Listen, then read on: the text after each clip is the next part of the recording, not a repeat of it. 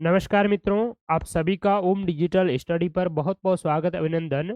Graduation अभ्यर्थियों के लिए जिन्होंने ग्रेजुएट कर रखी है या फाइनल ईयर में है, तो ऐसे अभ्यर्थियों के लिए राजस्थान हाई कोर्ट की ओर से बहुत ही महत्वपूर्ण वैकेंसी का नोटिफ़िकेशन है वो जारी हुआ है। ये वैकेंसी आपकी स्टेनोग्राफर की है। जूनियर बात करें तो पर्सनल असिस्टेंट के नाम से वर्तमान में स्टेनोग्राफर को जाना जाता है। तो इसमें आपकी कितनी क्या पोस्ट हैं, कौन इसके लिए एलिजिबल हैं, साथ ही साथ इसका क्या एग्ज़ाम का स्कीम रहने वाला है, कब आवेदन होंगे, तो वो सारी चीज़ें हम देखेंगे। आज 18 जनवरी को इसका नोटिफ़िकेशन है वो जारी हुआ है। तो इसमें यहाँ पर आप देख सकते हैं, इसका जो वेतनमान है आपका 23,700 फिक्स पे आपको प्रोबेशन पीरियड तक देय होगा। उसके बाद में प्रोबेशन पीरियड समापन के बाद में 2 साल के बाद में आपको पे मैट्रिक्स लेवल L10 के अनुसार 33,800 रुपए से आपकी सैलरी है वो स्टार्ट हो जाएगी और फाइनली 1,06,000 रुपए तक आपको है वो वेतनमान इसमें देय होगा। तो बहुत ही बेहतरीन और शानदार ये वैकेंसी है। टोटल नंबर ऑफ पोस्ट की इसमें अगर बात करें तो टोटल आपकी 30 इसमें वैकेंट पोस्ट है, 30 वैकेंसी है, जिसमें जनरल के लिए 13 सीटें, ओबीसी के लिए 6, एसटी 3, एससी 4, ईडब्ल्यूएस 3, एमबीसी 1 है।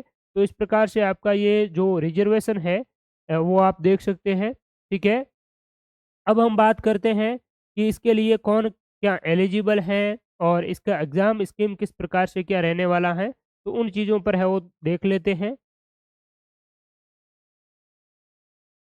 यहाँ देखिए, ये जो वैकेंसी है ये इंग्लिश में है, सॉरी हिंदी में है, जूनियर पर्सनल असिस्टेंट हिंदी की है और इंग्लिश वालों के लिए इससे पहले जुलाई के महीने में 2023 अगले पिछले साल जुलाई 2023 में आपके इंग्लिश वालों के लिए वैकेंसी है वो जारी की थी, उसमें पोस्ट भी काफ़ी ठीक-ठाक थी और उसके लिए भी मैंने आपको इन्फॉर्म किया था और उसका बाद में सितंबर में जुलाई में उनका नोटिफ़िकेशन निकला था और सितंबर, अक्टूबर में शायद उनका जो एग्ज़ाम इत्यादि वो करके उनको फाइनल जॉइनिंग ही आपकी दे दी थी। तो यहाँ पर देखिए आप इसकी एकेडमिक क्वालिफ़िकेशन की बात करें तो आप किसी भी यूनिवर्सिटी से ग्रेजुएट हैं, तो इसके लिए आप एलिजिबल हैं। यानी कि ग्रेजुएशन होना चाहिए आपका किसी भी सब्जेक्ट में, किसी भी आपके बात करें तो स्ट्रीम में ग्रेजुएट हैं आप।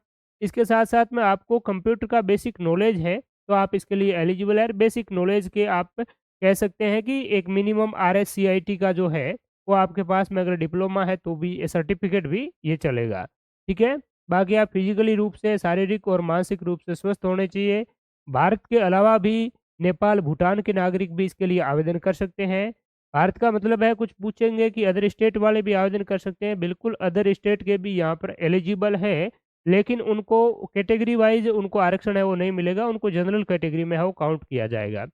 एज लिमिटेशन की अगर बात करें तो 18 साल से 40 वर्ष की आयु तक के अभ्यर्थी इसके लिए एलिजिबल है और आपकी एज का जो काउंटिंग होगी वो 1 जनवरी 2025 से है वो आपकी काउंटिंग है वो मानी जाएगी। इसके अलावा भी यहाँ पर और अलग-अलग कैटेगरी वाइज़ और अलग-अलग जो आपकी कुछ रिलैक्सेशन भी दिया हुआ है ऊपरी आयु वर्ग के है उसके अंतर्गत।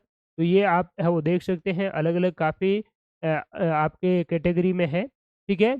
इसके अलावा बात करें तो आपके पास में कैरेक्टर सर्टिफ़िकेट भी अच्छी तरीके से होना चाहिए, ठीक है? 2 कैरेक्टर सर्टिफ़िकेट ये बाद की बात है ख़ैर। एग्ज़ाम शुल्क की अगर बात करें तो इसमें आपका वन टाइम ओटीआर वाला सिस्टम है वो नहीं है, आपको फ़ीस पे करनी होगी और ₹700 है वो जनरल कैटेगरी के और जो अदर के ओबीसी के क्रीमी श्रेणी के हैं, जो संपन्न वर्ग के हैं, उनको साढ़े ₹750 है। इसके अलावा नॉन क्रीमी लेयर के लिए उनको जो आपके ओबीसी, ईडब्ल्यूएस इत्यादि उनके लिए है ₹600 बाकी एससी, एसटी और दिव्यांगजन के लिए साढ़े ₹400 की आपकी फ़ीस है वो दी जाएगी और फ़ीस किसी भी स्थिति में आपकी रिफ़ंड है वो नहीं की जाएगी। डिस्क्वालिफ़िकेशन की बात करें तो यहाँ पर ये डिस्क्वालिफ़िकेशन जो जनरली हर एग्ज़ाम में रहती ही है, ठीक है? तो वो दे रखी है हम महत्वपूर्ण मुद्दों पर है वो आगे चर्चा करेंगे। देखिए, अब चयन की जो सिलेक्शन प्रोसीडर क्या रहेगा, उस पर हम मेनली डिस्कस करेंगे।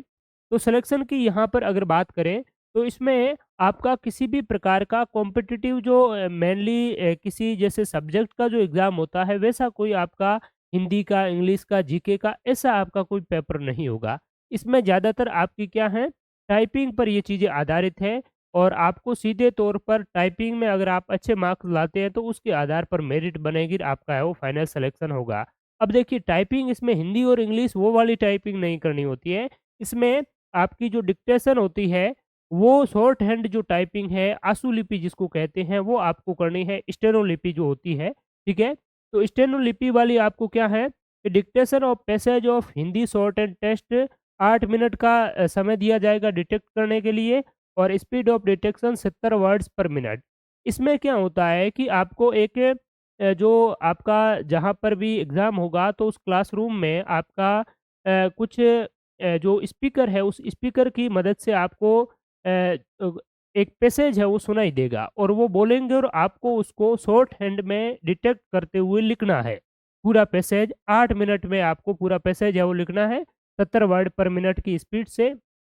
अब उस पैसेज को आपने लिखा, जो बोला जिस प्रकार से मीडिया में आप जो टीवी पर इत्यादि जो न्यूज़ इत्यादि देख रहे हैं, वो न्यूज़ जिस प्रकार से बोली जाती है उसी प्रकार से वो जल्दी-जल्दी में बोलते हैं फिर आपको उसको एक पेज दिया जाता है कोरा पन्ना दिया जाता है और उसमें आपको पूरी डिटेक्शन है वो लिखनी होती है।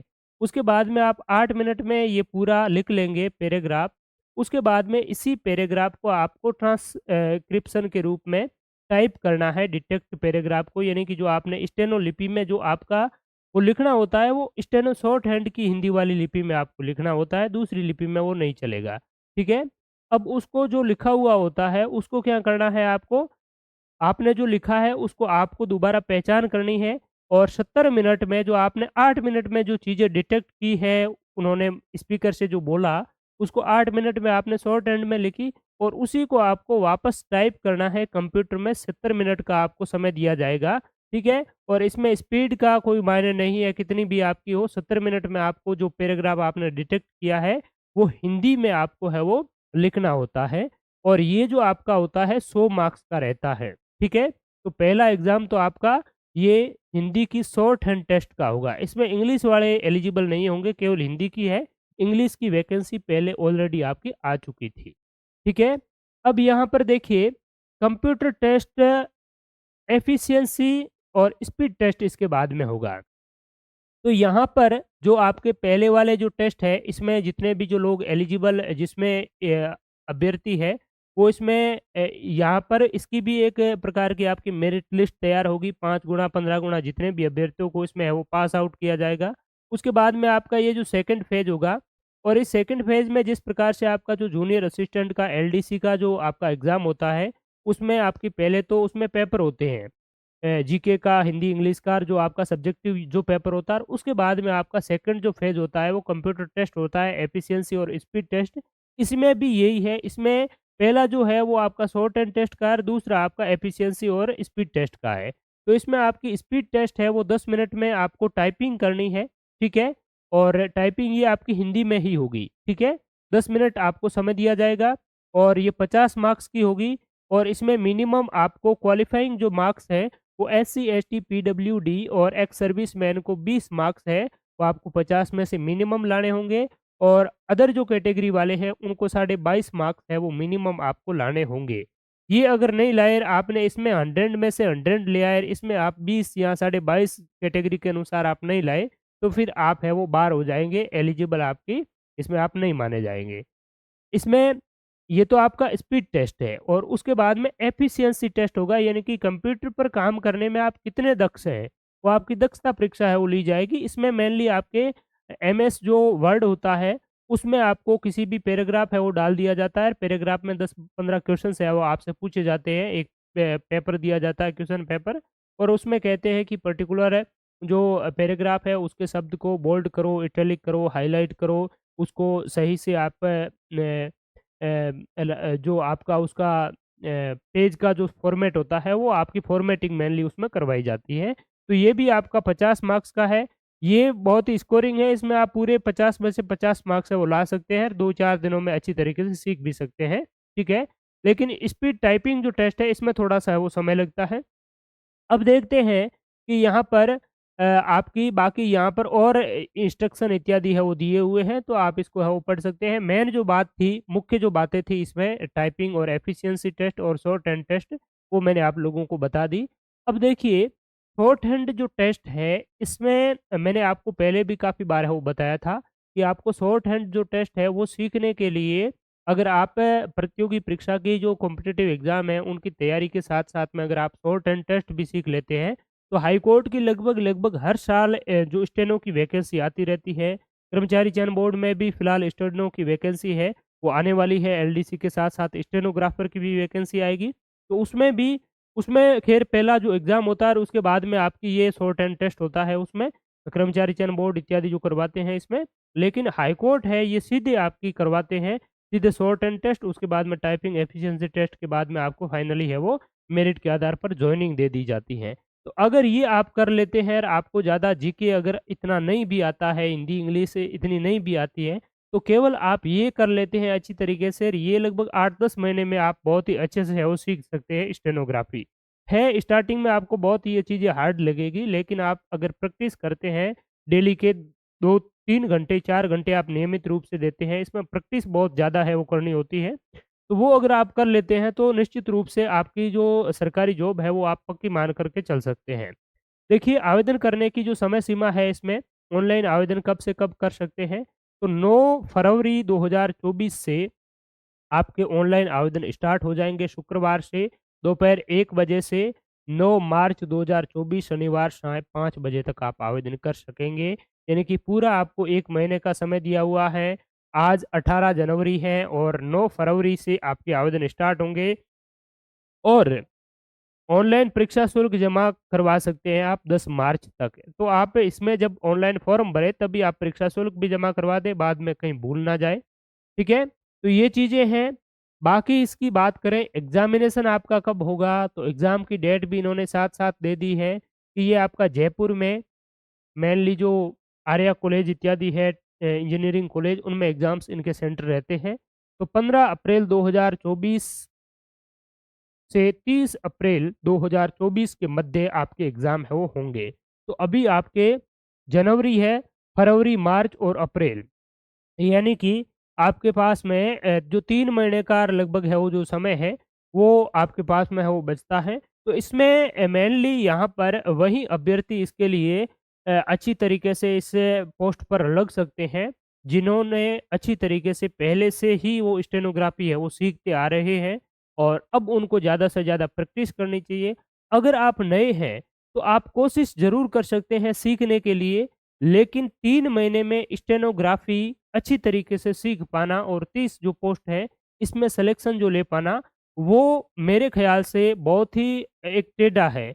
अगर आप रात-दिन है वो झोंक देते हैं और पूरी तरीके से आप पूरा इसमें लगा देते हैं, तो हो सकता है आप इसमें सीख भी जाएँ, लेकिन स्टेनोग्राफ़ी सीखना है वो काफ़ी कठिन चीज़ है और लगभग आपको 8 से 10 महीना उसमें है वो देना होता है और काफ़ी मेहनत भी करनी होती है। इसमें जो आपका कक्का है वो स्टार्टिंग से मेनली जिस प्रकार से आपने स्टार्टिंग में जो कक्का जो सीखा था, बारकड़ी जो सीखी थी, वो जो चीज़ें हैं वो इसमें आपको सीखनी होती है। कै किस प्रकार से लिखा जाता है, खे किस प्रकार से लिखा जाता है। एक प्रकार की पूरी आपकी लैंग्वेज है वो हो जाती है। ठीक है? तो अगर आप चाहते हैं कि आप भी स्टेनोग्राफ़ी सीखें और अच्छी तरीके से इसमें इस प्रकार की जो वैकेंसीज़ हैं, ये राजस्थान विधानसभा में भी आती है इसके अलावा लोकसभा में, संसद भवन में और भी आपके राजस्थान हाई कोर्ट में अलग-अलग और आपके स्टेट के जितने भी जो हाई कोर्ट हैं, उनमें भी इस प्रकार की वैकेंसीज़ आती रहती हैं। तो इसमें आप अच्छी तरीके से ये जो चीज़ें हैं, वो सीख भी सकते हैं। बहुत से कोचिंग इंस्टीट्यूट भी आपको सिखाते हैं। जयपुर में अगर हैं, तो सांगवान अकेडमी नाम से इंस्टीट्यूट है, तो वहाँ से आप सीख सकते हैं। मेरा किसी से कोई मैं पर्सनली प्रमोशन है वो नहीं कर रहा हूँ, लेकिन फिर भी आप वो अच्छी कंटेंट है वो आपको सिखाते हैं, अच्छी तरीके से आप है वो वहाँ से जुड़ भी सकते हैं। ठीक है? तो बहुत से आपके स्टेनोग्राफ़ी भी आपको सिखाने वाले आपको मिल जाएँगे और ऑनलाइन भी कुछ आपको प्लेटफ़ॉर्म्स है वो मिल जाएँगे, लेकिन ऑनलाइन इतनी तरीके से ये कारगर साबित आप नहीं हो सकती हैं। लेकिन ऑफ़लाइन अगर आप व्यक्तिगत रूप से जाकर के सीखते हैं, तो निश्चित रूप से आप स्टेनोग्राफ़ी भी सीख सकते हैं। इसके एग्ज़ाम की अगर बात करें, फ़ॉर्म कहाँ पर भरेंगे, तो ये ऑफ़िशियल इसकी वेबसाइट है राजस्थान हाई कोर्ट की hcraj.nic.in इस पर आप ऑनलाइन आवेदन इसके थ्रू है वो कर पाएँगे। ठीक है? तो ये इस वैकेंसी के बारे में कंप्लीटली जानकारी साथ ही साथ आप कोई गवर्नमेंट जॉब में है, गवर्नमेंट एम्प्लॉयी है, तो इस भर्ती के लिए आवेदन करने से पहले आपको एनओसी अनापत्ति प्रमाण पत्र अपने संबंधित विभाग से है वो ले लेना चाहिए, उसके बाद में ही आपको आवेदन के लिए अप्लाई करना चाहिए। ठीक है? तो thank you so much all of you. बहुत-बहुत धन्यवाद और इस प्लेटफ़ॉर्म से भी आप अवश्य जुड़ें, बहुत ही बेहतरीन कंटेंट और राजस्थान सामान्य ज्ञान की नए जिलों के अनुसार अगर आप तैयारी करना चाहते हैं और भी आगामी भर्ती परीक्षाओं की महत्वपूर्ण अभ्यास, टेस्ट इत्यादि आप है वो प्रैक्टिस करना चाहते हैं, तो हमारे ओम डिजिटल स्टडी लर्निंग एप्लीकेशन से आप अवश्य जुड़ें। बहुत-बहुत धन्यवाद, शुक्रिया और भी आपको इस भर्ती के संबंध में कोई किसी भी प्रकार का कोई डाउट हो, तो बेझिझक निश्चित रूप से आप कमेंट सेक्शन में ज़रूर लिख सकते हैं। आपके हर रिलेवेंट जो कमेंट्स हैं उनका जवाब देने का प्रयास किया जाएगा। Thank you so much all of you.